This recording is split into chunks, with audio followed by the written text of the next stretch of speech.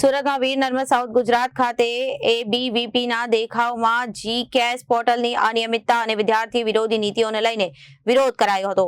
સમગ્ર રાજ્યમાં વિદ્યાર્થી સંગઠન દ્વારા કરવામાં આવી રહ્યો છે વિરોધ। સુરત વીર નર્મદ દક્ષિણ ગુજરાત યુનિવર્સિટીની બહાર કરવામાં આવ્યો હતો વિરોધ। સુરતમાં વીર નર્મદ સાઉથ ગુજરાત ખાતે એબીવીપીનો દેખાવ જોવા મળ્યો। કેશ પોર્ટલની અનિયમિતતા અને વિદ્યાર્થી વિરોધી નીતિઓને લઈને વિરોધ કરાયો હતો।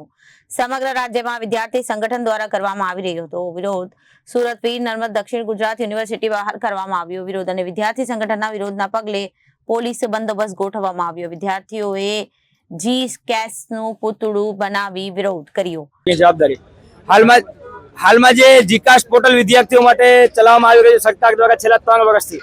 એ જીકાશ પોર્ટલમાં દર વખતે કઈ ને કઈ વિદ્યાર્થીઓને સમસ્યા આવતી હોય, વિદ્યાર્થીઓના ફોર્મ નથી ભરાતા, વિદ્યાર્થીઓની ફી પેન્ડિંગમાં જતી રહી છે, ત્યારે વિદ્યાર્થીને ઓફર લેટર નથી આવતા, તો આવી અનેક સમસ્યાઓના કારણે વિદ્યાર્થીઓ હેરાન થતા હોય તો વિદ્યાર્થી પરિષદ દ્વારા છેલ્લા 3 વર્ષથી સરકારને રજૂઆત કરવામાં આવે છે કે જીકાશ પોર્ટલમાં સુધારો કરવામાં આવે, છતાં બી સરકાર આના પર ધ્યાન નથી આપતી અને કઈ ને કઈ સમસ્યાઓ આવતી રહી છે। તો એને લઈને આજે વિદ્યાર્થી પરિષદ દ્વારા આખા પ્રદેશભરમાં એક પ્રદેશવ્યાપી આંદોલનના માધ્યમથી જણાવવા માંગે છે કે જીકાશ પોર્ટલમાં સુધારો કરવામાં આવે અને સાથે સાથે જે પ્રાઇવેટ યુનિવર્સિટીઓ છે એ તમામ પ્રાઇવેટ યુનિવર્સિટીઓનો જીકાશમાં સમાવેશ કરવામાં આવે અને જો સરકાર દ્વારા આ જીકાશ પોર્ટલમાં સમાવેશ કરવામાં ન આવે પ્રાઇવેટ યુનિવર્સિટીનો તો આ બોગસ જીકાશ બંધ કરી દેવામાં આવે, કારણ કે જીકાશના કારણે દર વખતે જે નવા પોર્ટલો આવે છે એનો ભોગ વિદ્યાર્થીઓ જ બનતા હોય છે।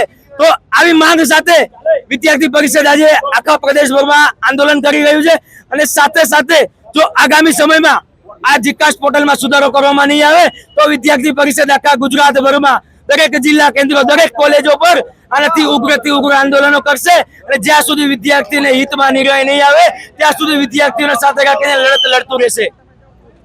જવાબદારી હાલમાં જે જીકાશ પોર્ટલ વિદ્યાર્થીઓ માટે ચલાવવામાં આવી રહ્યું છે સરકાર દ્વારા છેલ્લા 3 વર્ષથી।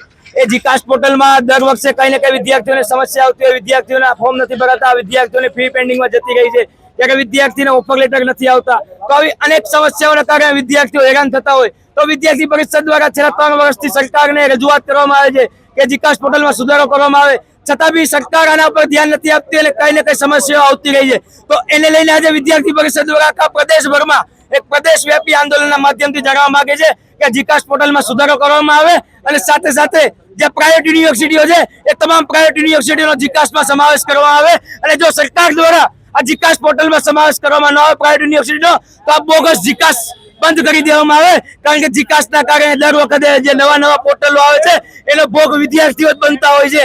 તો આવી માંગ સાથે વિદ્યાર્થી પરિષદ આજે આખા પ્રદેશભરમાં આંદોલન કરી રહ્યું છે અને સાથે સાથે જો આગામી સમયમાં આ જીકાશ પોર્ટલમાં સુધારો કરવામાં નહીં આવે તો વિદ્યાર્થી પરિષદ આખા ગુજરાતભરમાં દરેક જિલ્લા કેન્દ્રો દરેક કોલેજો પર આનાથી ઉગ્રથી ઉગ્ર આંદોલનો કરશે અને જ્યાં સુધી વિદ્યાર્થીને હિતમાં નિર્ણય નહીં આવે ત્યાં સુધી વિદ્યાર્થીઓને સાથે રાખીને લડત લડતું રહેશે। Bureau report, Janadesh news.